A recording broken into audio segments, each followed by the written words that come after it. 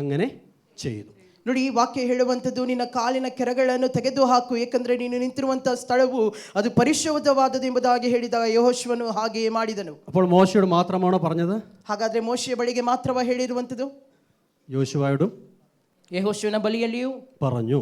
ಹೇಳಿದ್ದಾರೆ. പുതുതായിട്ട് അറിയുന്നതായിരിക്കാം, ചിലപ്പോൾ ചിലർ ആദ്യമായിട്ട് കേൾക്കുന്നതായിരിക്കും, ചിലർ വായിച്ചു കാണും, ശ്രദ്ധിച്ച് കാണത്തില്ല. ಒಂದು ವೇಳೆ ಕೆಲವೊಬ್ಬರಿಗೆ ಇದು ಹೊಸದಾಗಿ ಕೇಳಿರಬಹುದು, ಕೆಲವೊಬ್ರು ಓದಿರಬಹುದು, ಕೆಲವೊಬ್ಬರಿಗೆ ನೆನಪಿರೋದಿಲ್ಲ. ഓക്കെ, മോശയോട് ദൈവം പറഞ്ഞു, ಮೋಶೆಯ ಬಳಿ ದೇವರು ಹೇಳಿದರು. യോശുവയോട് പറഞ്ഞു, ಯೆಹೋಶುವನ ಬಳಿಯಲ್ಲಿಯೂ ದೇವರು ಹೇಳಿದರು. പകൽക്കാലം നമ്മളോട് ദൈവം പറയുകയാണ്, നിന്റെ കാലിൽ നിന്ന് ചെരുപ്പഴിച്ചു കളക.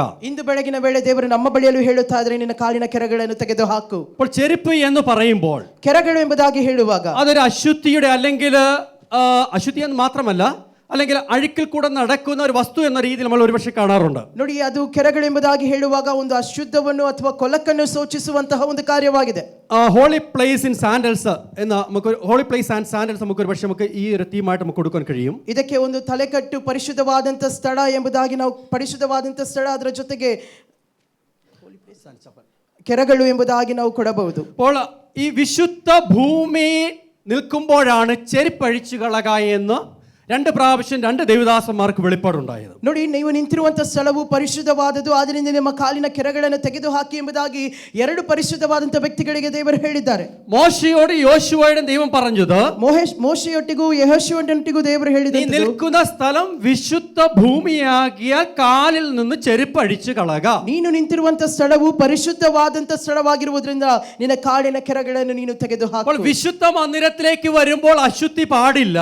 ಆದ್ರಿಂದ ಪರಿಶುದ್ಧವಾದಂತಹ ಆಲಯಕ್ಕೆ ಬರುವಾಗ ಅಶುದ್ಧದ ಒಂದು ಸ್ಥಳಕ್ಕೆ ಅವಕಾಶವಿಲ್ಲ. ചിലത് അഴിയേണ്ടതുണ്ട്, അഴിക്കേണ്ടതുണ്ട്, അഴിച്ചു കളയേണ്ടതുണ്ട്. ಕೆಲವೊಂದು ಅಳಿಯಬೇಕಾಗಿದೆ, ಕೆಲವೊಂದನ್ನು ನಾವು ಬಿಟ್ಟು ಬಿಡಬೇಕಾಗಿದೆ, ಕೆಲವೊಂದನ್ನು ದೂರ ತಳ್ಳಬೇಕಾಗಿದೆ. ഇതൊക്കെ ദൂരം മാറ്റിയെങ്കിൽ മാത്രമേ വിശുദ്ധ ഭൂമിയിലേക്ക് ഒരു പ്രവേശനം നമുക്ക് ലഭിക്കത്തുള്ളൂ. ಇದನ್ನು ನಮ್ಮ ಜೀವಿತದಿಂದ ದೂರ ಮಾಡುವುದಾಗಿದ್ರೆ ಮಾತ್ರವೇ ನಾವು ಪರಿಶುದ್ಧವಾದಂತಹ ಸ್ಥಳಕ್ಕೆ ಪ್ರವೇಶ ಮಾಡಲು ಸಾಧ್ಯ. മോശയോട് യോശുവയോട് പറഞ്ഞു, വിശുദ്ധ ഭൂമിയാകുന്നു, അതുകൊണ്ട് നിന്റെ കാലിലെ ചെരുപ്പ് അഴിച്ചു കളക. ಮೋಶೆಯ ಬಳಿಗೂ ಯೆಹೋಶುವನಿಗೂ ಯೆಹೋವನು ಹೇಳುವಂತದ್ದು, ನೀನು ನಿಂತಿರುವಂತಹ ಸ್ಥಳ ಪರಿಶುದ್ಧವಾದ್ದರಿಂದ ನಿನ್ನ ಕೆರಗಳನ್ನು ನೀನು ಬಿಸಾಡು. 2026 ദൈവസന്നിധിയിലേക്ക് നമ്മൾ കടന്നു വന്നിരിക്കുന്ന ദൈവജനമേ, 2026 ನಾವು ಬಂದಿರುವಂತಹ ದೇವರ ಜನರೇ, ഒരു തൃപ്തിയുടെ വർഷം നമ്മൾ പ്രാപിക്കുവാൻ വേണ്ടി കാത്തിരിക്കുമ്പോൾ, ಒಂದು ಸಂತೃಪ್ತಿಯ ವರ್ಷಕ್ಕಾಗಿ ನಾವು ಕಾದಿರುವಾಗ, വിശുദ്ധിക്ക് തടസ്സമായിട്ട് നിൽക്കുന്ന കാര്യങ്ങളൊക്കെ മാറ്റിയിട്ട് വേണം ദൈവസന്നിധിയിലേക്ക് കടന്നു വരുവാൻ ദൈവത്തിന്റെ വചനം നമ്മളെ പഠിപ്പിക്കുന്നു. ಪರಿಶುದ್ಧವಾದಂತಹ ಕಾರ್ಯಗಳಿಗೆ ತಡೆಯಾಗಿರುವಂತಹ ಕಾರ್ಯಗಳನ್ನು ನಾವು ದೂರ ಮಾಡಿ ದೇವರ ಆಲಯಕ್ಕೆ ನಾವು ಬರಬೇಕಾಗಿದೆ. ചിലത് അഴിക്കേണ്ടതുണ്ട്, ಕೆಲವೊಂದನ್ನು ನಾವು ಅಲಿಸಬೇಕಾಗಿದೆ, അഴിയപ്പെടേണ്ടതുണ്ട്, ಕೆಲವೊಂದು ಅದನ್ನು ಬಿಟ್ಟು ಬಿಡಬೇಕಾಗಿದೆ, അഴിച്ചു ദൂരെ കളയേണ്ടതുണ്ട്. ಅದನ್ನು ಬಿಟ್ಟು ದೂರ ಎಸೆಯುವಂತದ್ದು ಕೆಲವೊಂದು ಕಾರ್ಯಗಳು. ചെരുപ്പഴിച്ച് പുറത്തേക്ക് മാറ്റി വെക്കുകയാണ് ചെയ്യുന്നത്. ನೋಡಿ, ಕೆರಗಳನ್ನು ನಾವು ದೂರ ಇಟ್ಟು ತೆಗೆದು ಹಾಕಿ ಅದನ್ನು ದೂರ ತಳ್ಳುತ್ತೇವೆ. എന്തുകൊണ്ടാണ് ആ ചെരുപ്പ് ഒരു പക്ഷേ അശുദ്ധിയിലൂടെ നടക്കുന്നത് കൊണ്ട് അത് വിശുദ്ധ ഭൂമിയിലേക്ക് വരുവാൻ അതിന് അനുവാദമില്ല. ಯಾಕೆ ಕೆರಗಳನ್ನು ದೂರ ಇಡಬೇಕು? ನಾವು ಅಶುದ್ಧಗಳಲ್ಲಿ ನಡೆಯುವ ಕಾರಣ ನಾವು ಪರಿಶುದ್ಧವಾದಂತಹ ಸ್ಥಳಗಳಿಗೆ ಅದನ್ನು ತೆಗೆದುಕೊಂಡು ಬರುವಂತ ಅವಶ್ಯವಿಲ್ಲ. നമ്മൾ ദൈവാലയത്തിലേക്ക് കടന്നു പിന്നെ ആരുടെയും കാലിൽ ഇതിനകത്ത് ആരും ചെരുപ്പിട്ടുകൊണ്ട് ആരുമില്ല. ನಾವು ದೇವರಾಲಯಕ್ಕೆ ಬರುವಾಗ ಇದರೊಳಗೆ ನಾವು ಯಾರು ಚಪ್ಪಲಿಗಳನ್ನು ಹಾಕಿಕೊಂಡು ಬರುವುದಿಲ್ಲ. എന്തുകൊണ്ടെന്നാൽ അത് ചർച്ചിനകത്തേക്ക് കൊണ്ടുവരുന്നത് ശരിയല്ല. ಯಾಕೆಂದ್ರೆ ಅದು ಸಭೆಯ ಒಳಗೆ ತರುವಂತದ್ದು ಸರಿಯಲ್ಲ. എന്നാൽ നമ്മളെക്കാളും അധികം വിശുദ്ധമായി കാണുന്ന മറ്റു മതസ്ഥരായ ജനങ്ങൾ അവരുടെ ആരാധനയിൽ, ನೋಡಿ, ನಮಗಿಂತ ಇನ್ನೂ ಹೆಚ್ಚಿನ ಪರಿಶುದ್ಧವಾಗಿರುವಂತಹ ಜನರು ಅವರ ಆರಾಧನೆಗಳಲ್ಲಿ അവരുടെ ചെരുപ്പുകള് സോക്സുകളെല്ലാം അഴിച്ചു ദൂരെ വെച്ചിട്ട് അവർ വിശുദ്ധിയോടുകൂടെ അല്ലെങ്കിൽ വിശുദ്ധി ആഗ്രഹിക്കുന്ന അതേ രീതിയിൽ അവരുടെ ദൈവത്തിന്റെ അടുക്കലേക്ക് പൂജയ്ക്കോ നിസ്കാരത്തിനോ വേണ്ടി കടന്നു വരാറുണ്ട്. ವಿಗ್ರಹಾರಾಧನೆಗಳು ಮಾಡುವಂತ ಜನರನ್ನು ಗಮನಿಸಿ ಅವರ ಕೆರಗಳನ್ನೆಲ್ಲ ದೂರ ಇಟ್ಟು ಅವರು ಹಾಕಿರುವಂತಹ ಚಪ್ಪಲಿಗಳನ್ನೆಲ್ಲ ದೂರ ಇಟ್ಟು ಅವರು ದೇವರನ್ನು ಪೂಜಿಸುವುದಕ್ಕಾಗಿ ಅವರ ದೇವರುಗಳನ್ನು ಆರಾಧಿಸುವುದಕ್ಕಾಗಿ ಹೋಗುತ್ತಾರೆ. എന്നാൽ പലപ്പോഴും നമ്മുടെ ബെന്തക്കോസ്തുകാർ അല്ലെങ്കിൽ മറ്റുള്ള ചിലരെ കാണുമ്പോൾ ചില സ്റ്റേജുകളിൽ ചെരുപ്പിട്ടുകൊണ്ട് കയറുന്ന പല ആൾക്കാർ നമുക്ക് കാണുവാൻ കഴിയുന്നുണ്ട്. ನೋಡಿ, ಕೆಲವು ಪೆಂತೆಕೋಸ್ತಿನ ಜನರುಗಳನ್ನು ನೀವು ಗಮನಿಸುವಾಗ ಸ್ಟೇಜಿನ ಮೇಲೆ ಚಪ್ಪಲಿಗಳನ್ನು ಶೂಗಳನ್ನು ಹಾಕಿಕೊಳ್ಳುವುದನ್ನು ನೀವು ಗಮನಿಸಿರಬಹುದು. ഇറ്റ്സ് ഓക്കേ, ഓഡിറ്റോറിയം ആണെങ്കിൽ പ്രശ്നമില്ല, വേറെ പബ്ലിക് പ്ലേസ് ആണെങ്കിൽ നോ ഇഷ്യൂ. ನೋಡಿ, ಅದೊಂದು ಪಬ್ಲಿಕ್ ಪ್ಲೇಸ್ ಆಗಿದ್ರೆ ಅದರಲ್ಲಿ ಯಾವುದೇ ರೀತಿಯಾದಂತಹ ಸಮಸ್ಯೆವಿಲ್ಲ. ಗಮನಿಸಿ, ദൈവത്തിന്റെ വചനം പഠിപ്പിക്കുന്ന വിശുദ്ധ ഭൂമിയായിരിക്കുമ്പോൾ ದೇವರ ವಾಕ್ಯ ನಮಗೆ ಕಲಿಸುವಂತದ್ದು ಪರಿಶುದ್ಧವಾದ അഴിച്ചു കളഞ്ഞിട്ട് വിശുദ്ധിയോട് കൂടെ ദൈവസന്നിധിയിൽ കടന്നു വരണമെന്ന് ദൈവത്തിന്റെ വചനം പഠിപ്പിക്കുകയാണ്. ಅಳಿಸಬೇಕಾಗಿರುವಂತಹ ಕಾರ್ಯಗಳನ್ನು ಅಳಿಸಿ ಹಾಕಿ ದೇವರ ಆಲಯಕ್ಕೆ ಬರಬೇಕೆಂಬುದಾಗಿ ಕರ್ತನ ವಾಕ್ಯ ನಮಗೆ. ചെരുപ്പ് നമ്മളെ ഒത്തിരി കാര്യങ്ങളിൽ നിന്ന് വിടുവിക്കുന്ന ഒരു ഉപകരണം, ഒരു കാര്യമാണ് ചെരുപ്പ് എന്നുള്ളത്. ನೋಡಿ, ಚಪ್ಪಲುಗಳು ನಮ್ಮನ್ನು ಅನೇಕ ಕಾರ್ಯಗಳಿಂದ ನಮ್ಮನ್ನು ದೂರ ಮಾಡುವಂತದ್ದು, ನಮ್ಮನ್ನು ತಡೆಯುವಂತದ್ದಾಗಿದೆ. ചെരുപ്പില്ല നടക്കാൻ ആർക്കെങ്കിലും കഴിയുമോ? ಚಪ್ಪಲಿಗಳಿಲ್ಲದೆ ಯಾರಾದ್ರೂ ನಡೆಯುವುದಕ್ಕೆ ಸಾಧ್ಯವಾಗ್ತದೆ? ചർച്ചിനകത്ത് നടക്കാം, ಸಭೆಯ ಒಳಗೆ ನಡೆಯಬಹುದು, വീട്ടിനകത്ത് നടക്കാം. ಮನೆಯೊಳಗೆ ನಡೆಯಬಹುದು. ഇപ്പൊ വീട്ടിനകത്ത് നടക്കാൻ പറ്റില്ല, വീട്ടിനകത്ത് ചപ്പലുണ്ട് നമുക്ക്. ಈಗ ಮನೆಯೊಳಗೂ ಸಹ ಕೆರಗಳನ್ನು ಹಾಕೊಂಡು ನಡೆಯುತ್ತೇವೆ. Praise the lord, hallelujah. അപ്പോൾ പുറത്ത് നമ്മുടെ കാല് അല്ലെ എന്താ വെറും പാദമായിട്ട് പുറത്ത് നടക്കുവാൻ നമുക്ക് ബുദ്ധിമുട്ടാണ്. ನೋಡಿ, ಆದ್ರೆ ಹೊರಗೆ ಹೋಗುವಾಗ ಬರಿಗಾಲಲ್ಲಿ ನಾವು ಹೋಗುವಂತದ್ದು ನಮಗೆ ಸ್ವಲ್ಪ ಇಕ್ಕಟ್ಟು. പക്ഷേ നമ്മുടെ വില്ലേജിലേക്ക് ഒന്ന് നോക്കി കഴിഞ്ഞാട്ടെ, ಆದ್ರೆ ಗ್ರಾಮದಲ್ಲೆಲ್ಲ ಗಮನಿಸಿ, അവർക്ക് ചെരുപ്പും വേണ്ട, ഒന്നും വേണ്ട. അവർ ഏത് കല്ലാണെങ്കിലും മുള്ളാണെങ്കിലും അതിന്റെ മുകളിലൂടെ നടന്ന് അവരുടെ പാദം ചവിട്ടിക്കൊണ്ട് മുൻപോട്ട് പോകാറുണ്ട്. ಅವರಿಗೆ ಚಪ್ಪಲಿಗಳು ಬೇಡ, ಬೇರೆ ಯಾವ ಕಾರ್ಯಗಳು ಬೇಡ. ಕಲ್ಲುಗಳ ಮೇಲಾಗ್ಲಿ ಮುಳ್ಳುಗಳ ಮೇಲಾಗ್ಲಿ ಬರಿಗಾಲಲ್ಲಿ ಅವರು ಹೋಗಿ ಅವರು ನಡೆಯುವುದನ್ನು ನಾವು ನೋಡ್ತೇವೆ. ഓക്കെ, അപ്പോൾ ചെരുപ്പ് നമ്മളെ അശുദ്ധിയിൽ നിന്നും മാറ്റുന്ന ഒരു ഉപകരണമായിട്ട് നമുക്ക് കാണുവാൻ കഴിയും. ಹಾಗಾದ್ರೆ ಕೆರೆಗಳು ನಮ್ಮನ್ನು ಅಶುದ್ಧದಿಂದ ನಮ್ಮನ್ನು ದೂರ ಮಾಡುವಂತ ಒಂದು ಕಾರ್ಯವಾಗಿ, രണ്ട് മുള്ളിൽ നിന്നും കല്ലിൽ നിന്നും കാലിന് ഉപദ്രവം തരുന്ന അനേക കാര്യങ്ങളിൽ നിന്ന് രക്ഷപ്പെടുത്തിക്കുന്ന ഒരു ഉപകരണമായിട്ട് ചെരുപ്പിനെ കാണുവാൻ കഴിയുന്നുണ്ട്. ಮತ್ತೊಂದು ಕಲ್ಲಿನಲ್ಲಿಯೋ ಮುಳ್ಳಿನಲ್ಲಿಯೋ ಅಥವಾ ನಮಗೆ ಕಾಲಿಗೆ ಪೆಟ್ಟಾಗದಂತೆ ನಮ್ಮನ್ನು ರಕ್ಷಿಸುವಂತಹ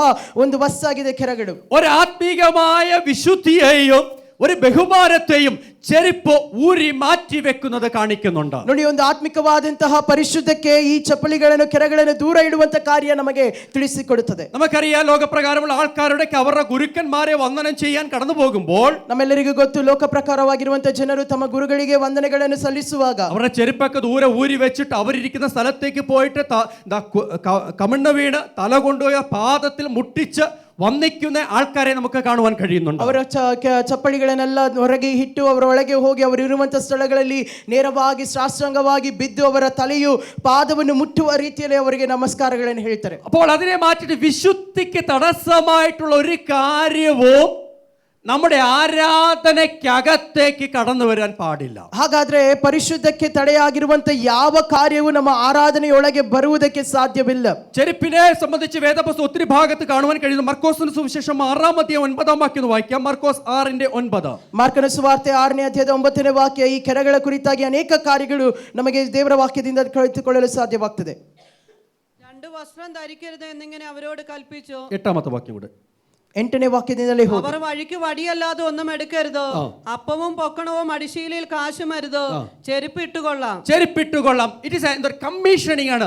യേശു കർത്താവ് തന്നെ ശിഷ്യന്മാർക്ക് കൊടുക്കുന്ന ഒരു കമ്മീഷനാണ് അവിടെ കാണുവാൻ കഴിയുന്നത്. ನೋಡಿ, ಯೇಸು ಕ್ರಿಸ್ತನು ತನ್ನ ಶಿಷ್ಯರಿಗೆ ಹೇಳುವಂತ ಒಂದು ಕಾರ್ಯ 9ನೇ ವಾಕ್ಯದಲ್ಲಿ ನಾವು ನೋಡಲು ಸಾಧ್ಯ. ಚಪ್ಪಲಿಗಳನ್ನು ಹಾಕಿಕೊಳ್ಳಬಹುದು. യേശു 12 ശിഷ്യന്മാരെ അടുക്ക വിളിച്ചിട്ട് 2 പേരായിട്ട് മാത്രം നിങ്ങൾക്ക് പോകാമെന്ന് പറഞ്ഞ ശേഷം, ನೋಡಿ, ಯೇಸುವು ತನ್ನ ಶಿಷ್ಯರನ್ನು ಕರೆದು ಇಬ್ಬಿಬ್ಬರಾಗಿ ನೀವು ಹೋಗಬೇಕೆಂಬುದಾಗಿ ಅವರಿಗೆ ತಿಳಿಸಿಕೊಟ್ಟ ನಂತರ, വഴിയിൽ നിങ്ങൾ വേറെ ഒന്നും എടുക്കാൻ പാടില്ല. ದಾರಿಯಲ್ಲಿ ನೀವು ಪ್ರಯಾಣಕ್ಕೆ ಬೇರೆ ಏನು ತೆಗೆದುಕೊಳ್ಳುವಂತೆ വെരി ಹೋಗಬಾರದು. എമർജൻസി ഐറ്റംസ് ആയിരിക്കുന്ന ಬರೀ ಅವಸರಕ್ಕೆ ಬೇಕಾಗಿರುವಂತಹ ಕಾರ್ಯಗಳನ್ನು ಮಾತ್ರ. ഒരു വടി എടുക്കാം, ಒಂದು ಕೋಲು ತೆಗೆದುಕೊಳ್ಳಿ, അപ്പവും പൊക്കണവും മടിശീലയും കാശും അരുത്. ಬುತ್ತಿ ಚೀಲ ಸೊಂಟ ಪಟ್ಟಲಿಯಲ್ಲಿ ಹಣ ಬೇಡ എന്ന് പറഞ്ഞു 2 വസ്ത്രം ധരിക്കരുത്. അടുത്ത ഭാഗം പറയുന്നുണ്ട്. ಮುಂದಿನ ಭಾಗದಲ್ಲಿ 2 ಕಾರ್ಯಗಳು ಹೇಳ್ತದೆ, ಗಮನಿಸಿ. എന്ന് പറഞ്ഞ ഒരു വടി ഒരു വസ്ത്രം. ನೋಡಿ, ಒಂದು ಕೋಳು ಒಂದು ವಸ್ತ್ರವು. ഇത് മാത്രം കൊണ്ട് വേണം നിങ്ങൾ സുവിശേഷ വേലയ്ക്ക് പോകാൻ വേണ്ടി ശിഷ്യന്മാരെ പറഞ്ഞയച്ചത്. ಇದು ಮಾತ್ರ ನೀವು ತೆಗೆದುಕೊಂಡು ಸುವಾರ್ತೆ ಸೇವೆಗಾಗಿ ಹೋಗಬೇಕೆಂಬುದಾಗಿ ಶಿಷ್ಯರಿಗೆ ಯೇಸು ಸ್ವಾಮಿ ಹೇಳಿದರು. അപ്പോൾ അവർ പറയും, ചെരുപ്പ് നിങ്ങൾ ഇട്ടുകൊണ്ടിരിക്കുക.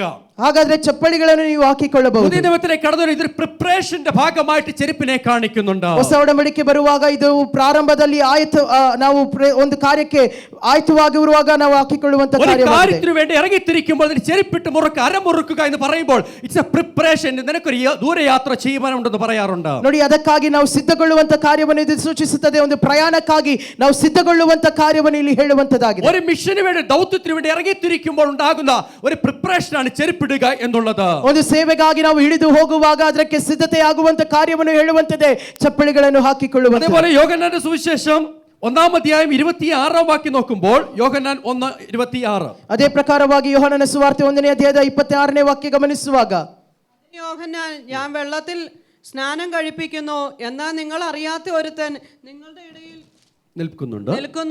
എന്റെ പിന്നാലെ വരുന്നവൻ തന്നെ, അവന്റെ ചെരുപ്പിന്റെ വാറഴിപ്പാൻ ഞാൻ യോഗ്യനല്ല എന്ന് പറഞ്ഞു. ചെരുപ്പിന്റെ വാറഴിപ്പാൻ ഞാൻ യോഗ്യനല്ല.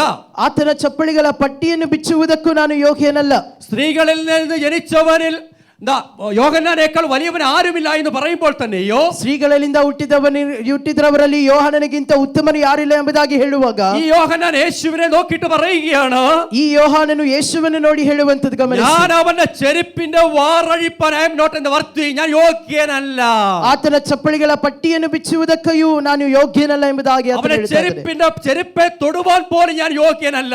ಆತನ ಚಪ್ಪಲಿಗಳನ್ನು ಮುಟ್ಟುವುದಕ್ಕೂ ನನಗೆ ಯೋಗ್ಯತೆ ಇಲ್ಲ ಎಂಬುದಾಗಿ ಹೇಳುತ್ತಾನೆ. ചെരുപ്പ് നമ്മൾ ആരും കൈകൊണ്ടെടുക്കാൻ പലപ്പോഴും തയ്യാറാകാതിരിക്കുമ്പോൾ, ನಾವು ಚಪ್ಪಲಿಗಳನ್ನು ಕೈಯಿಂದ ಎತ್ತುವುದಕ್ಕೆ ನಾವು ಯಾರು ತಯಾರಾಗದೇ ಇರುವಾಗ, വലിയ വലിയ ആൾക്കാരാണെങ്കിൽ അവരുടെ ചെരുപ്പ് കയ്യിൽ എടുത്തുകൊണ്ട് നടക്കാറുണ്ട്. ನೋಡಿ ದೊಡ್ಡ ದೊಡ್ಡ ವ್ಯಕ್ತಿಗಳು ಅವರ ಚಪ್ಪಲಿಗಳನ್ನು ಕೈಯಲ್ಲಿ ತೆಗೆದು ನಡೆಯುವುದನ್ನು ನಾವು ನೋಡುತ್ತೇವೆ. യോഹന്നാൻ വിളിച്ചു പറയുകയാണ്, യേശുവിന്റെ പാദത്തിൽ തൊടുവാൻ പോലും ഞാൻ യോഗ്യനല്ല. ಆದ್ರೆ ಯೋಹಾನನು ಹೇಳುವುದನ್ನು ಗಮನಿಸಿ, ಯೇಸುವಿನ ಪಾದವನ್ನು ಮುಟ್ಟುವುದಕ್ಕೂ ನನಗೆ ಯೋಗ್ಯತೆ ಇಲ್ಲ. അവിടെ കാണിക്കുക യോഹന്നാന്റെ ഹ്യൂമിലിറ്റി, ഒരു താഴ്മയെ ചെരുപ്പ് കാണിക്കുന്നുണ്ട്. ಅಲ್ಲಿ ನೋಡುವಂತದ್ದು ಯೋಹಾನನ ಒಂದು ದೀನ ಸ್ವಭಾವವನ್ನು ನಾವು ಗಮನಿಸಲು ಸಾಧ್ಯ. യോഹന്നാന്റെ സുവിശേഷം 13-ാം അധ്യായം 4-5 വാക്യം വായിക്കാം. 13-4-5. ಯೋಹಾನನ ಸುವಾರ್ತೆ 13ನೇ ಅಧ್ಯಾಯದ 4 ಮತ್ತು 5ನೇ ವಾಕ್ಯ ಗಮನಿಸಿ. ഒരു തുവർത്തെടുത്തു അരയിൽ ചുറ്റി ഒരു പാത്രത്തിൽ വെള്ളം പകർന്നു ശിഷ്യന്മാരുടെ കാൽ കഴുകുവാനും അരയിൽ ചുറ്റിയിരുന്ന തുണി കൊണ്ട് തൂർത്തുവാനും തുടങ്ങി.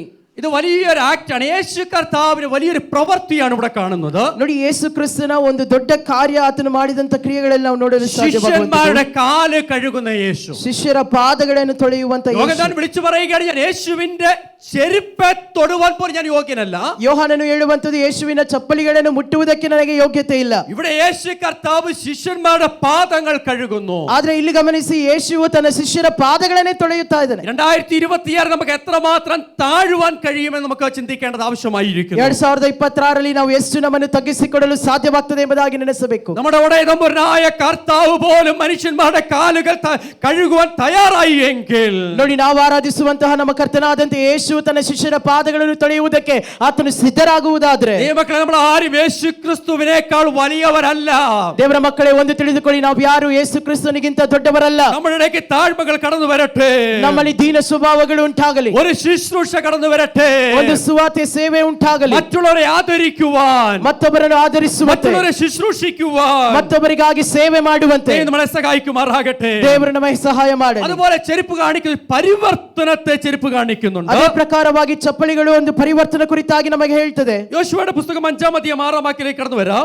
ಯೆಹೋಶುವನ ಪುಸ್ತಕ 5ನೇ ಅಧ್ಯಾಯದ 6ನೇ ವಾಕ್ಯಕ್ಕೆ ನಾವು ಹಿಂತಿರುಗಿ ಬರೋಣ. യോദ്ധാക്കളായവരൊക്കെയും യഹോവയുടെ വാക്ക് അനുസരിക്കായകൊണ്ട് അവർ മരിച്ചൊടുങ്ങും വരെ ഇസ്രായേൽ മക്കൾ 40 സംവത്സരം മരുഭൂമിയിൽ സഞ്ചരിക്കേണ്ടി വന്നു. നമുക്ക് തരുമെന്ന് യഹോവ പിതാക്കന്മാരോട് സത്യം ചെയ്ത ദേശമായി പാലും തേനും ഒഴുകുന്ന ദേശം അവരെ കാണിക്കയില്ലെന്നോ യഹോവ അവരോട് സത്യം ചെയ്തിരുന്നു. മോശയ്ക്ക് ശേഷം ലീഡർഷിപ്പ് ഏറ്റെടുത്ത യോശുവ തന്റെ ജനത്തെ കൊണ്ടുവരുമ്പോൾ, ಮೋಶೆಯ ನಂತರವಾಗಿ ನಾಯಕತ್ವವನ್ನು ವಹಿಸಿಕೊಂಡ ಯೆಹೋಶುವನು ತನ್ನ ಜನರನ್ನು ಕರೆದುಕೊಂಡು ಬರುವಾಗ, ദൈവം മോശയോട് പറയുകയാണ്, ದೇವರು ಮೋಶೆಯೊಟ್ಟಿಗೆ ಯೆಹೋಶುವನೊಟ್ಟಿಗೆ ಹೇಳುವಂತದ್ದು, മിസ്രൈമിൽ നിന്ന് പുറപ്പെട്ട യോദ്ധാക്കളായവരൊക്കെയും യഹോവയുടെ വാക്കനുസരിക്കായികൊണ്ട് അവർ മരിച്ചൊടുങ്ങും വരെ 40 സംവത്സരം മരുഭൂമിയിലൂടെ ഉഴന്നു നടന്നു. ಐಗುಪ್ತದಿಂದ ಬಂದ ಇಸ್ರಾಯೇಲರ ಜನರು ಅವರು ಯೆಹೋವನ ಮಾತನ್ನು ಕೇಳದೇ ಇರುವ ಕಾರಣ ಅವರೆಲ್ಲರೂ ಸಂಹಾರವಾಗುವ ತನಕ 40 ವರ್ಷಗಳು ಅರಣ್ಯದಲ್ಲಿ ಅಲೆದಾಡಬೇಕಾಯಿತು. നമുക്കറിയാം, യോശുവയും കാലേബും ഒഴികെ മറ്റൊരുത്തൻ പോലും കനാൻ ദേശത്തിലേക്ക് പ്രവേശിച്ചില്ല. ನಮಗೆ ಗೊತ್ತು, ಯೆಹೋಶುವ ಕಾಲೇಬನ ಹೊರತು ಬೇರೆ ಯಾರು ಕನಾನ್ ದೇಶಕ್ಕೆ ಪ್ರಯಾಣ ಮಾಡಿದಾಗಿ ನಾವು ನೋಡಲಿಲ್ಲ. യോശുവയ്ക്ക് ഒരു പ്രിപ്പറേഷന് വേണ്ടിയുള്ള ഒരു സമയമായിരുന്നു ഇത്. ಯೆಹೋಶುವನಿಗೆ ಒಂದು ಸಿದ್ಧತೆ ಆಗುವಂತ ಒಂದು ಸಮಯವಾಗಿತ್ತು. ഒരു പരിവർത്തനത്തിന്റെ സമയമാണ് ഈ സാഹചര്യം. ಒಂದು ಪರಿವರ್ತನೆಯ ಸಮಯವಾಗಿತ್ತು ಈ ಒಂದು ಸನ್ನಿವೇಶ. യോശുവയോട് പറയുകയാണ്, നിനക്കൊരു മിഷൻ ഉണ്ട്. ಯೆಹೋಶುವನಿಗೆ ಹೇಳುವಂತದ್ದು, ನಿನಗೆ ಒಂದು ಸೇವೆ നീ ಉಂಟು. അതിനുവേണ്ടി തയ്യാറെടുക്കുന്നതിന് മുന്നമേ ನೀನು ಅದಕ್ಕಾಗಿ ಸಿದ್ಧಗೊಳ್ಳುವ ಮುಂಚಿತವಾಗಿ ഒരു ബ്രേക്ക് ഉണ്ട്. ನಿನಗೆ ಒಂದು ಬಿಡುವಿದೆ. ഒരു ബ്രേക്ക് ഉണ്ട്, സമയം, ഒരു പോസ്, ഒരു ബ്രേക്ക് ആയിട്ട് നിൽക്കാറുണ്ട്. ನೋಡಿ, ನಿಮಗೆ ಒಂದು ಅಂತರವಿದೆ, ಒಂದು ಸಮಯವಿದೆ. ഈ ഒരു ബ്രേക്കിനെയാണ് ഇവിടെ കാണിക്കുന്നത്. ನೋಡಿ, ಅಲ್ಲೊಂದು ಅಂತರವನ್ನು ನಮಗೆ ತೋರಿಸುತ್ತದೆ. 6-ാം അധ്യായത്തിൽ കടന്നു വരുമ്പോൾ കാണാൻ കഴിയുന്നത് യെരിഹോ കോട്ടയെ പിടിക്കാൻ പോകുന്ന യോശുവയെ കുറിച്ച്. 6ನೇ ಅಧ್ಯಾಯದಲ್ಲಿ ಯೆರಿಕೋ ಕೋಟೆಯನ್ನು ಹಿಡಿಯುವಂತಹ ಯೋಶುವನ ಕುರಿತಾಗಿ ನಾವು ನೋಡಲು ಸಾಧ್ಯ. ഹാലലൂയ. ഒരു വലിയൊരു യുദ്ധം ചെയ്യുന്നതിന് മുന്നമേ, ಒಂದು ದೊಡ್ಡ ಯುದ್ಧ ಮಾಡುವುದಕ್ಕೆ ಮುಂಚಿತವಾಗಿ ഒരു ചെറിയൊരു ബ്രേക്ക് നമ്മുടെ ജീവിതത്തിൽ കാണും. ಸಣ್ಣದಾಗಿ ಒಂದು ವಿರಾಮ ಬೇಕಾಗಿತ್ತು. അവിടെ ദൈവത്തിന്റെ സാന്നിധ്യം നിനക്ക് രുചിച്ചറിയാം. ಅಲ್ಲಿ ದೇವರ ಸಾನ್ನಿಧ್ಯವನ್ನು ನಾವು ಅನುಭವಿಸಲು ಸಾಧ್ಯ. ജീവിതം എപ്പോൾ നിശ്ചലമായി നിൽക്കുന്നുവോ, ನಿನ್ನ ಜೀವಿತವು ಯಾವಾಗ ಈ ರೀತಿಯಾದಂತಹ ಸ್ಥಿತಿಗಳಲ್ಲಿ ഒരു ನಿಲ್ಲುತ್ತದೋ, കുതിപ്പിന് വേണ്ടിയാകുന്നു. ഒരു കുതിപ്പിന്, ഒരു മുന്നോട്ട്, ഒരു ആയാസത്തിന് വേണ്ടിയാകുന്നു. ಒಂದು ಮುಂದೆ ಹೋಗುವಂತ ಕಾರ್ಯಗಳಿಗಾಗಿ ಅದಿರುತ್ತದೆ. ഒരു പതുങ്ങി നിൽക്കുന്നത്, ನಾವು ಅಡಗಿ ಇಡುವಂತದ್ದು. സിംഹം മുറുകാട്ടിൽ പതുങ്ങിയിരിക്കുന്നത്, ಹೇಗೆ ಒಂದು ಸಿಂಹವು ಕಾಡಿನಲ್ಲಿ ಅಡಗಿ ಕುಳಿತುಕೊಳ್ಳುತ್ತದೋ അത് പുറത്തു ചാടുവാൻ വേണ്ടിയാകുന്നു. ಅದು ಅಡಗಿ ಕುಳಿತುಕೊಳ್ಳುವಂತದ್ದು, ಅದು ಬೇಟೆಯಾಡುವಂತೆ. ദൈവമക്കളെ, നിന്റെയും എന്റെ മുൻപിൽ ഒരു ദൗത്യമുണ്ട്. ದೇವರ ಮಕ್ಕಳೇ, ಇಂದು ನಮ್ಮ ಮುಂದಾಗಿಯೂ ಸಹ ಆ ರೀತಿಯಾದಂತ ಒಂದು ದೌತ್ಯ ಉಂಟು. എരിഹോ കോട്ടം നിന്നിലൂടെ പിടിച്ചെടുക്കണമെന്ന് ദൈവത്തിന് ഉദ്ദേശമുണ്ട്. ಎರಿಗೋ ಕೋಟೆಯನ್ನು ನಿಮ್ಮ ಮುಖಾಂತರವಾಗಿ ಹಿಡಿದುಕೊಳ್ಳಬೇಕೆಂಬುದಾಗಿರುವಂತ ದೇವರ ಉದ್ದೇಶ ಉಂಟು. പക്ഷേ നിന്റെ ചില തയ്യാറെടുപ്പുകൾ ആവശ്യമായിരിക്കുന്നു. ಆದ್ರೆ ಕೆಲವೊಂದು ಕಾರ್ಯಗಳು ನಮಗೆ ಸಿದ್ಧತೆಗೊಳ್ಳಬೇಕಾಗಿದೆ. അതുകൊണ്ടാണ് എരിഹോവെ ആക്രമിക്കാൻ തൊട്ടു മുന്നമേ തന്നെ ദൈവം യോശുവയ്ക്ക് വെളിപ്പെടുന്നത്. ನೋಡಿ, ಆದ್ದರಿಂದಲೇ ಅದಕ್ಕೆ ಹೋಗುವುದಕ್ಕಿಂತ ಮುಂಚಿತವಾಗಿ ಯೆಹೋಶುವನಿಗೆ ದೇವರು ಪ್ರಕಟ ಮಾಡಿಸುವಂತ. 5ാം വാക്യം വായിച്ചാട്ടെ. 5ನೇ ಅಧ್ಯಾಯದ 16ನೇ ವಾಕ್ಯ ಮತ್ತೆ ಹೋಗಿ. ജോഷുവ 5:15. യഹോവയുടെ സൈന്യത്തിന്റെ അധിപതി യോശുവയോട്, നിന്റെ കാലിൽ നിന്ന് ചെരുപ്പ് അഴിച്ചു കളക, നീ നിൽക്കുന്ന സ്ഥലം വിശുദ്ധമാകുന്നു എന്ന് പറഞ്ഞു. യോശുവ അങ്ങനെ ചെയ്തു. നിന്റെ കാലിൽ നിന്ന് ചെരുപ്പ് അഴിച്ചു കളക, നീ നിൽക്കുന്ന സ്ഥലം വിശുദ്ധ ഭൂമിയാകുന്നു. ನಿನ್ನ ಕಾಲಿನ ಕೆರಗಳನ್ನು ತೆಗೆದು ಹಾಕು, ಏಕೆಂದರೆ ನೀನು ನಿಂತಿರುವಂತ ಸ್ಥಳವು ಪರಿಶುದ್ಧವಾದುದು. യോശുവയും ജനങ്ങളും 5ാം അധ്യായത്തിൽ ഒരു ബ്രേക്ക് എടുക്കുന്ന സമയമായിരുന്നു. ನೋಡಿ, ಯೆಹೋಶುವನು ಮತ್ತೆ ಅವರ ಜನರು 5ನೇ ಅಧ್ಯಾಯದಲ್ಲಿ ಒಂದು ವಿರಾಮ ತೆಗೆದುಕೊಳ್ಳುವಂತ അവരങ്ങനെ ಕಾರ್ಯವಾಗಿ ബ്രേക്ക്, ഒരു പണിയുമില്ലാതെ യുദ്ധമില്ലാതെ ശാന്തമായിട്ടിരിക്കുമ്പോൾ ಅಲ್ಲಿ ಯಾವ ಕೆಲಸವಿಲ್ಲದೆ ಯುದ್ಧವಿಲ್ಲದೆ ಒಂದು ವಿರಾಮ ತೆಗೆದುಕೊಳ್ಳುವಾಗ യോശുവ എരിഹോവിന് സമീപത്തിരിക്കുമ്പോൾ ಯೆಹೋಶುವನು ಯೆರಿಕೋದ ಸಮೀಪದಲ್ಲಿರುವಂತಹ ಸಂದರ್ಭ, അവൻ തല ഉയർത്തി നോക്കിയപ്പോൾ ഒരാൾ കടന്നു വരുന്നു. ಆತನು ತಲೆ ಎತ್ತಿ ನೋಡಿದಾಗ ಒಂದು ವ್ಯಕ್ತಿಯಲ್ಲಿ ಬರ್ತಾ ಇರುವುದು. അവൻ ആ വ്യക്തിയോട് ചോദിക്കും, നീ യഹോവയുടെ പക്ഷക്കാരനോ ശത്രുവിന്റെ പക്ഷക്കാരനോ? ಆತನು ಕೇಳುವಂತದ್ದು, ನೀನು ಯೆಹೋವನ ಸಂಗಡದವನ ಅಥವಾ ಶತ್ರುವಿನ ಸಂಗಡದವನ? അവൻ പറയുകയാണ്, ഞാൻ യഹോവയുടെ ദൂതനാകുന്നു, അധിപതിയാകുന്നു, ഞാൻ നിന്റെ അടുക്കലേക്ക് കടന്നു വന്നിരിക്കുന്നു. ಆತನು ಹೇಳುವಂತದ್ದು, ನಾನು ಯೆಹೋವನ ಅಧಿಪತಿಯಾಗಿದ್ದೇನೆ, ಯೆಹೋವನ ದೂತನಾಗಿದ್ದೇನೆ, ನಾನು ನಿನ್ನ ಬಳಿಗೆ ಬರುತ್ತಾ ಇದ್ದೇನೆ. സൈന്യത്തിന്റെ അധിപതി യോശുവയോട് പറയുകയാണ്, ಸೈನ್ಯದ ಅಧಿಪತಿಯಾಗಿರುವಂತ ಯೆಹೋಶುವನಿಗೆ ಹೇಳುವಂತದ್ದು, നിന്റെ കാലിലെ ചെരുപ്പഴിച്ചു കളക. ನಿನ್ನ ಕಾಲಿನ ಕೆರಗಳನ್ನು ತೆಗೆದು ಹಾಕು. നിനക്കൊരു ദൂരയാത്ര ചെയ്യേണ്ടതുണ്ട്. ನಿನಗೊಂದು ದೂರ ಪ್ರಯಾಣ ಮಾಡಬೇಕಾಗಿದೆ. ദൂരയാത്ര ചെയ്യേണ്ടതുണ്ട്. ನಿನಗೊಂದು ದೂರ ಪ್ರಯಾಣ ಮಾಡಬೇಕಾಗಿದೆ. അവസ്ഥയിൽ ഇരിക്കുവാനല്ല ദൈവം നമ്മളെ കുറിച്ച് ആഗ്രഹിക്കുന്നത്. ಇಂದಿರುವಂತ ಅವಸ್ಥೆಯಲ್ಲಿ ನಾವು ಮುಂದೆ ಹೋಗುವಂತದಲ್ಲ, ದೇವರು ನಮ್ಮಿಂದ ಬಯಸುವಂತದ್ದು. സർവായുധ വർഗം ധരിച്ചുകൊണ്ട്, ಸರ್ವಾಯುಧ ವಸ್ತ್ರವನ್ನು ಧರಿಸಿಕೊಂಡು, ചെരുപ്പിട്ടുകൊണ്ട്, ಕಾಲಿನಲ್ಲಿ ಚಪ್ಪಲಿಗಳನ್ನು ಹಾಕಿಕೊಂಡು, സത്യമെന്ന് അരക്കച്ച കെട്ടിക്കൊണ്ട് ನಾವು ನಮ್ಮ ನಡುಗಳನ್ನು ഒരു ಕಟ್ಟಿಕೊಂಡು യുദ്ധത്തിനു വേണ്ടി ഇറങ്ങി തിരിക്കേണ്ട ഒരു സമയമാകുന്നു നമ്മുടെ മുൻപിലുള്ളത്. ಒಂದು ಯುದ್ಧಕ್ಕಾಗಿ ಇಳಿದು ಹೋಗುವಂತ ಸಮಯವಾಗಿದೆ ನಮ್ಮ ಮುಂದಾಗಿರುವಂತದ್ದು. യോശുവ എരിഹോവിലേക്ക് കടന്നു പോകുന്നതിന് മുന്നമേ ಯೆಹೋಶುವನು ಯೆರಿಕೋ ಕೋಟೆಗೆ ಹೋಗುವುದಕ್ಕಿಂತ ಮುಂಚಿತವಾಗಿ നീ മോശയെ കുറിച്ച് ഒത്തിരി കഥകൾ കേട്ടിരിക്കാം. ನೀನು ಮೋಶೆಯ ಕುರಿತಾಗಿ ಅನೇಕ ಕಥೆಗಳನ್ನು ಕೇಳಿರಬಹುದು. പക്ഷേ ആ ദൈവത്തിന്റെ സാന്നിധ്യം യോശുവെ നീ അനുഭവിക്കേണ്ടത് ആവശ്യമാകുന്നു. ಆದ್ರೆ ಆ ದೇವರ ಸಾನ್ನಿಧ್ಯವನ್ನು ಯೆಹೋಶುವನೇ ನೀನು ಅನುಭವಿಸಬೇಕಾಗಿದೆ. അപ്പനും അമ്മയും കണ്ട ദൈവത്തെയാണ് ಆ ತಂದೆಯು ತಾಯಿಯು ಕಂಡಂತ ದೇವರನ್ನೇ മക്കൾ ഫോളോ ചെയ്യുന്നത്. ಮಕ್ಕಳು ಅವರು ಹಿಂಬಾಲಿಸುವಂತದ್ದು. എന്നാൽ മക്കൾക്കൊരു അനുഭവം ഉണ്ടായിരിക്കണം. ಆದ್ರೆ ಮಕ್ಕಳಿಗೆ ಒಂದು ಅನುಭವ ಇರಬೇಕು. മോശ കണ്ട അനുഭവം യോശുവയ്ക്ക് ഒരു കാര്യമല്ലായിരിക്കാം. ಈ ಮೋಶೆಯು ಕಂಡಂತ ಅನುಭವ ಯೆಹೋಶುವನಿಗೆ ಒಂದು ಕಾರ್ಯವಲ್ಲದೆ ಇರಬಹುದು. എന്താ യോശുവേ, നിനക്കൊരു ഇന്റർവെൻഷൻ ഉണ്ട്. ಆದ್ರೆ ಯೆಹೋಶುವನೇ, ನಿನಗೆ ಒಂದು ಸನ್ನಿವೇಶ ಉಂಟು ನೋಡಿ. ജീവിതം ഒരു പാസ് ആയിരിക്കുമ്പോൾ, ബ്രേക്ക് ആയിട്ടിരിക്കുമ്പോൾ, ನಿನ್ನ ಜೀವಿತದಲ್ಲಿ ಒಂದು ವಿರಾಮ ಬಂದಿರುವಾಗ അവിടെ നീ മനസ്സിലാക്കണം, ಅಲ್ಲಿ ನೀನು ಅರ್ಥ ಮಾಡಿಕೊಳ್ಳಬೇಕು. നിനക്കൊരു കുതിപ്പുണ്ട്, ನಿನಗೆ ಒಂದು ಉದ್ಧರಣೆ ഒരു ಉಂಟು. ഉന്നമനമുണ്ട്, ಒಂದು ಉದ್ಧರಣೆ ഒരു ಉಂಟು. ഉയർപ്പുണ്ട്. ಒಂದು ಉದ್ಧರಣೆ ಉಂಟು. 3 ദിവസം കല്ലറയ്ക്കകത്ത് യേശു ഇരുന്നു എങ്കിൽ, 3 ದಿನಗಳು ಕಲ್ಲರ ಸಮಾಧಿಯೊಳಗೆ ಯೇಸು ಇರುವುದಾದರೆ, 3ാം ദിവസം കല്ലറയെ പൊട്ടിച്ച് ഉയർത്തെഴുന്നേറ്റ യേശുവിന്റെ പാദപീഠത്തിരിക്കുന്ന ദൈവജനമേ, ಹಾಲೆಲೂಯ, 3ನೇ ದಿನದಲ್ಲಿ ಆತನು ಜೀವಂತವಾಗಿ ಎದ್ದು ಸಮಾಧಿಯನ್ನು ಬಿಟ್ಟು ಹೊರಗೆ ಬಂದ ದೇವರ ಪಾದಪೀಠದಲ್ಲಿರುವಂತ ದೇವರ ಜನರೇ, നിനക്കൊരു ഉയർപ്പുണ്ട്.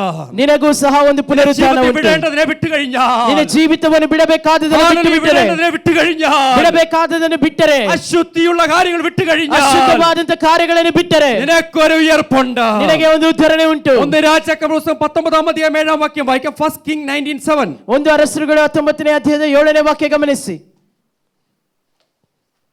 1 രാജ 19:7.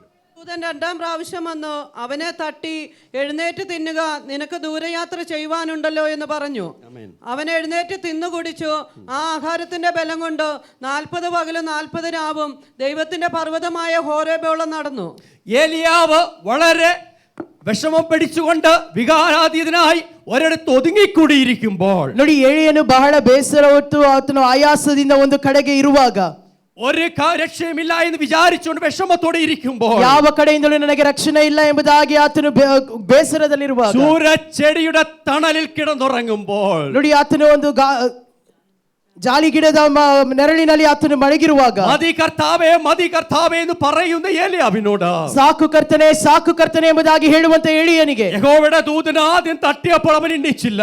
ಯೆಹೋವನ ದೂತನು ಮೊದಲನೇದಾಗಿ ಆತನು ಎಬ್ಬರಿಸಿದಾಗ ಆತನು ಎದ್ದೇಳಲಿಲ್ಲ. പ്രാവശ്യം വന്ന് അവനെ തട്ടിയിട്ട് പറയുകയാണ്, ಯೆಹೋವ ದೂತನು ಮತ್ತು ಎರಡನೇ ಸಾರಿ ಆತನು ತಟ್ಟಿ ಎಬ್ಬಿಸಿ ಹೇಳುತ್ತಾನೆ, ಎದ್ದೇಳು, ತಿನ್ನುക ಕುಡಿക്കുക, ಈಗ ನೀನು ಊಟ ಮಾಡು, ನೀರು ಕುಡಿ, യാത്രയുണ്ട്, ನಿನಗೊಂದು ದೂರ ಪ್ರಯಾಣ, ദൂരയാത്രയുണ്ട്, ನಿನಗೊಂದು ದೂರ ಪ್ರಯಾಣ, ദൂരയാത്രയുണ്ട്, ನಿನಗೊಂದು ದೂರ ಪ್ರಯಾಣ, ಅವಸ್ಥೆಯಲ್ಲಿ ಇರಿಪಾನಲ್ಲ, ಇರುವಂತ ಅವಸ್ಥೆಯಲ್ಲಿ ಇರುವಂತ ಎಲ್ಲ നിരാശയിൽ ഇരിപ്പാനല്ല, ನೀನು ನಿರಾಶೆಯಲ್ಲಿ ಬಿದ್ದಿರುವಂತೆ ಅಲ್ಲ, ചെടിയുടെ തണലിൽ കിടക്കുവാനല്ല, ಈ ಜಾಲಿ ಗಿಡದ ನೆರಳಿನಲ್ಲಿ ಇರುವಂತೆ ಅಲ್ಲ, നിന്നെ പുറത്തു കൊണ്ടുവരുവാൻ, ನಿನ್ನ ಹೊರಗೆ ತರುವಂತೆ, ഉയർത്തുവാൻ, ನಿನ್ನನ್ನು ಉದ್ಧರಿಸುವಂತೆ, നീ പുറത്തിറങ്ങി വരണം, ನೀನು ಹೊರಗೆ ಬರಬೇಕಾಗಿದೆ, നിനക്കൊരു ദൂരയാത്ര ചെയ്യേണ്ടതുണ്ട്, ನಿನಗೆ ಒಂದು ದೂರ ಪ್ರಯಾಣ ಮಾಡಬೇಕಾಗಿದೆ. മോശയുടെ പുസ്തകം മോശയെ കുറിച്ച് കാണുമ്പോൾ, ಮೋಶೆ ಕುರಿತಾಗಿ ನಾವು ನೋಡುವಾಗ പുറപ്പാട് പുസ്തകം 3-ാം അധ്യായം 5-ാം വാക്യം, വിമോചന കാണ്ഡ 3-ನೇ ಅಧ್ಯಾಯದ 5ನೇ ವಾಕ್ಯ. അപ്പോൾ അവൻ ഇങ്ങോട്ട് അടുക്കരുത്, നീ നിൽക്കുന്ന സ്ഥലം വിശുദ്ധ ഭൂമിയാകിയാൽ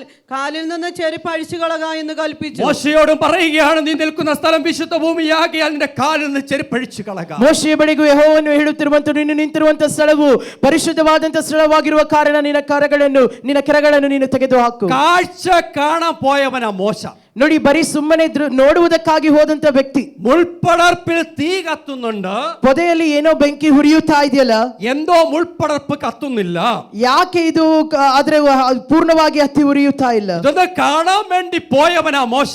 ಅದನ್ನು ಸುಮ್ಮನೆ ನೋಡಬೇಕೆಂಬುದಾಗಿ ಹೋದಂತ ವ್ಯಕ್ತಿ അവിടെ പോയി ചിലത് സംഭവിക്കുമെന്നൊന്നും മോശ വിചാരിച്ചില്ല.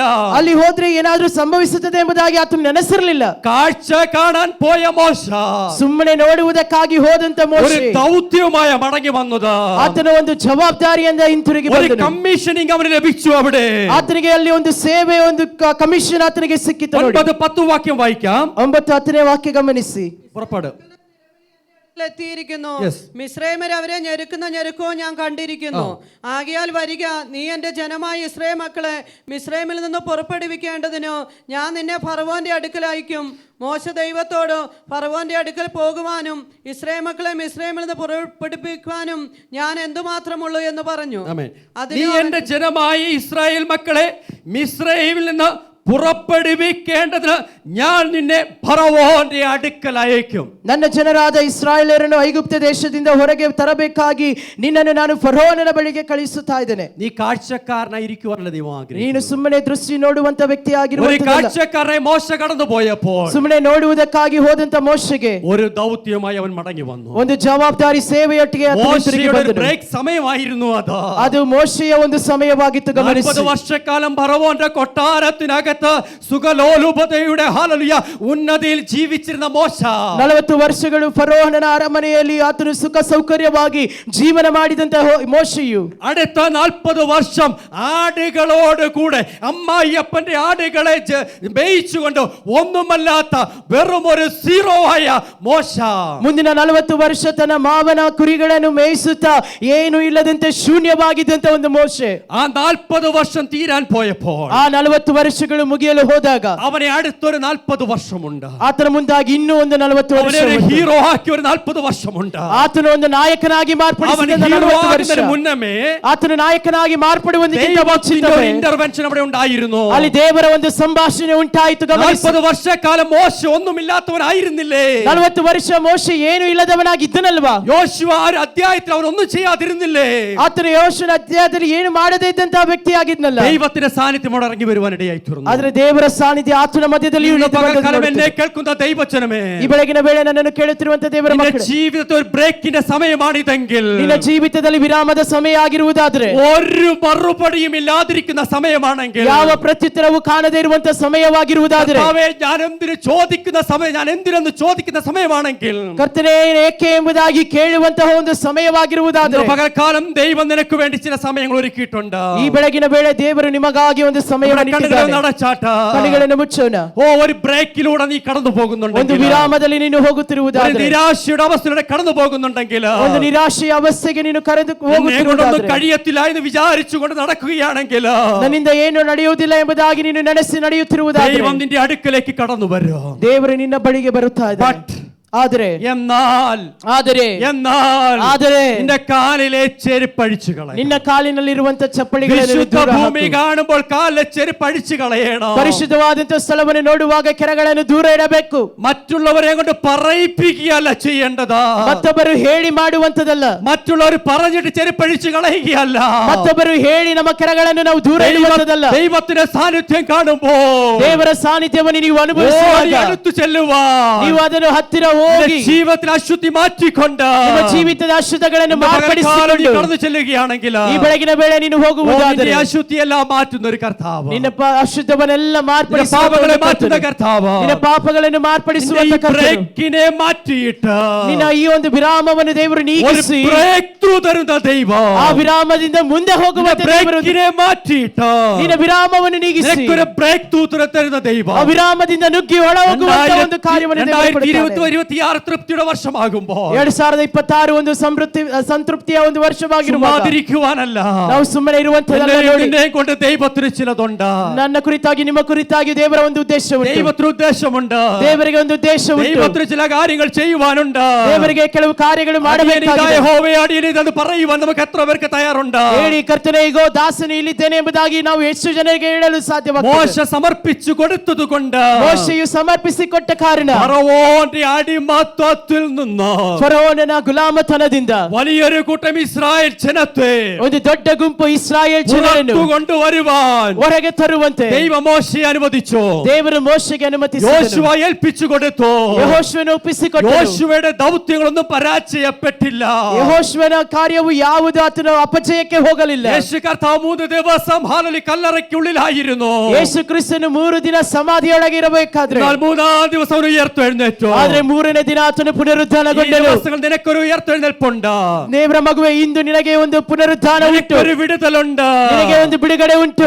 നമ്മുടെ കർത്താവ് വിടുവിക്കുന്ന ദൈവമാകുന്നു. ನಂಬಿರಿ, ನಮ್ಮ ಕರ್ತನು ಬಿಡಿಸುವಂತ ದೇವರಾಗಿದ್ದಾನೆ. ಸಮರ್ಪಿಸಿಕೊಡಿ. കർത്താവേ, ഞങ്ങളെ വിടുവിപ്പാൻ, ಕರ್ತನೇ ನಮ್ಮನ್ನು ಬಿಡಿಸುವಂತೆ, ഞങ്ങളെ ഉദ്ധാരണം ചെയ്യുവാൻ ದೇವರೇ ನಮ್ಮನ್ನು ಉದ್ಧರಿಸುವಂತೆ മതിയായവനാണല്ലോ കർത്താവേ. ನೀನು ನಮಗೆ ಸಾಕಾದವನಾಗಿದೆಯಲ್ಲ ಸ್ವಾಮಿ. കരങ്ങളിലേക്ക് ഏൽപ്പിച്ചു കൊടുത്താട്ടെ. ದೇವರ ಕರಗಳಲ್ಲಿ ಒಪ್ಪಿಸಿಕೊಡು. ദൈവമേ, സ്വർഗ്ഗ പിതാവേ, ಪ್ರಿಯ ತಂದೆಯೇ, ಪರಲೋಕದ ದೇವರೇ,